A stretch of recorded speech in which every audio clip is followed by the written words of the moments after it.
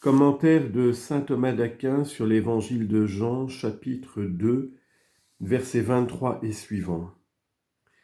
Comme il était à Jérusalem pour la Pâque pendant la fête, beaucoup crurent en son nom, en voyant les signes qu'il accomplissait.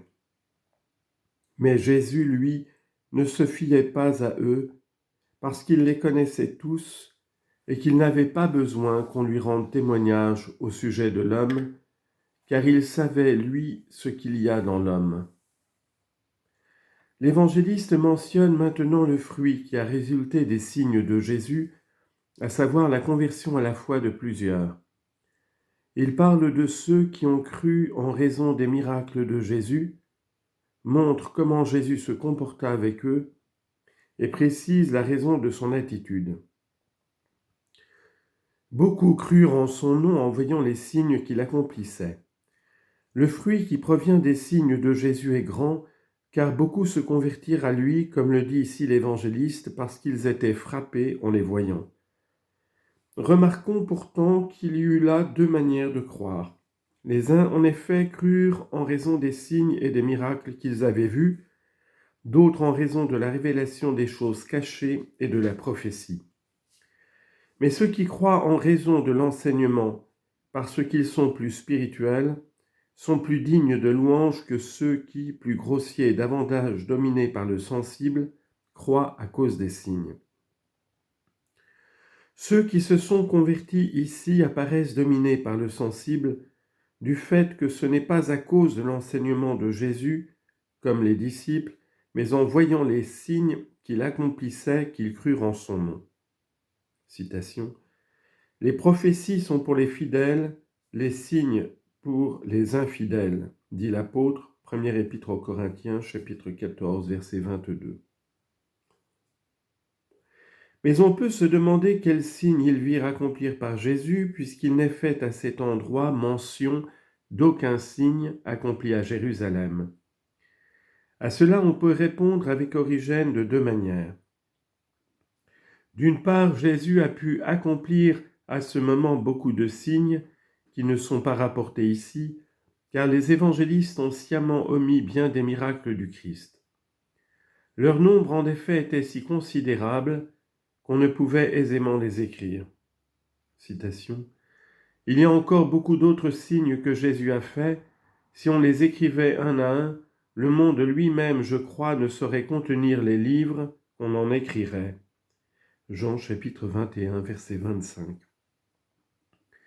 C'est ce que montre clairement l'évangéliste quand il dit « en voyant les signes qu'il accomplissait ».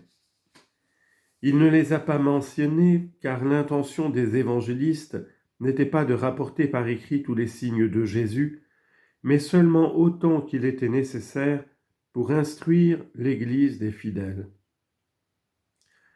D'autre part, on peut, parmi les autres miracles, regarder comme un très grand signe le fait d'avoir tout seul, avec un fouet de corde, chassé du temple une multitude d'hommes. Mais Jésus ne se fiait pas à eux. Quelle fut l'attitude de Jésus envers ceux qui crurent? L'évangéliste nous le montre en disant « Mais lui ne se fiait pas à eux, c'est-à-dire à ceux qui avaient cru en lui. » Cependant, comment se peut-il que des hommes aient cru en Dieu et que Jésus ne se soit pas fié à eux? Aurait-il pu le tuer sans qu'il le veuille? On dira peut-être qu'il ne se fiait pas à eux parce qu'il savait que leur foi était simulée. Mais si c'était vrai, l'évangéliste n'aurait certainement pas dit que beaucoup crurent en son nom. Et cependant, Jésus, lui, ne se fiait pas à eux. Pour saint Jean Chrysostome, la raison de cette attitude du Christ est que ces gens crurent en lui, mais d'une manière imparfaite, parce qu'ils ne pouvaient encore atteindre les mystères du Christ dans toute leur perfection. C'est pourquoi Jésus, lui, ne se fiait pas à eux, c'est-à-dire qu'il ne leur révélait pas encore ces mystères cachés. Du reste, même à l'apôtre, il garda caché bien des choses. Citation. « J'ai encore beaucoup de choses à vous dire, mais vous ne pouvez les porter à présent. » Jean chapitre 16, verset 12. Et de même, Paul dit « Je n'ai pu vous parler comme à des hommes spirituels, mais comme à des hommes charnels. » 1 Corinthiens chapitre 3 verset 1. Ainsi l'évangéliste, pour marquer nettement que leur foi était encore imparfaite, ne dit pas qu'il croyait en lui, puisqu'il ne croyait pas encore à sa divinité, mais en son nom. Il croyait seulement ce qu'on disait de lui, les noms qu'on lui donnait, par exemple, celui d'homme juste et d'autres semblables.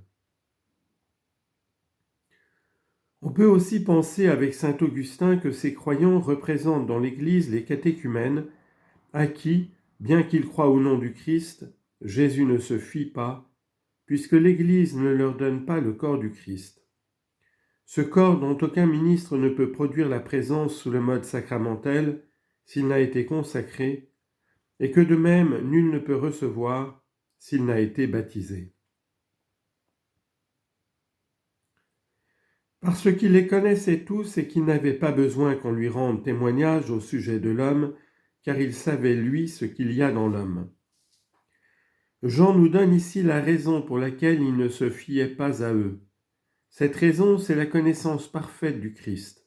Il les connaissait tous. Certes, l'homme ignorant doit, à propos de n'importe qui, présumer le bien. Mais après que la vérité s'est fait jour sur tel ou tel, il faut se comporter à son égard selon sa condition.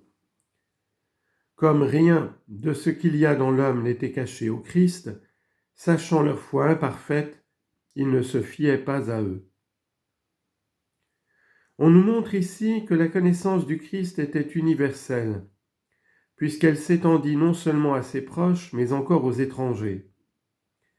Voilà pourquoi Jean dit « Il les connaissait tous », et cela par la puissance de sa divinité. Citation « Les yeux du Seigneur sont infiniment plus lumineux que le soleil. » Siracide, chapitre 23, verset 28. L'homme, en effet, même s'il connaît les autres, ne peut avoir d'eux une connaissance certaine parce qu'il ne voit que ce qui apparaît au dehors. Aussi a-t-il besoin du témoignage d'autrui.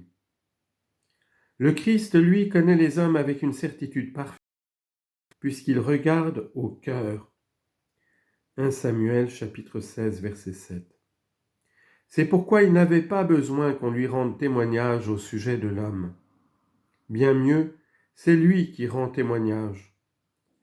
Citation « Voici que mon témoin est dans le ciel, disait Job. » Chapitre 16, verset 20.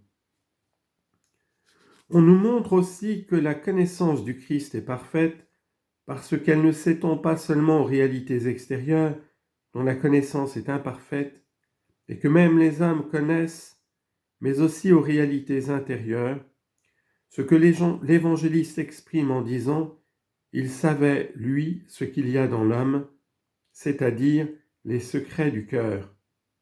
1 Corinthiens chapitre 14, verset 25. Car les enfers et l'abîme sont à nu devant le Seigneur. Proverbe chapitre 15, verset 11.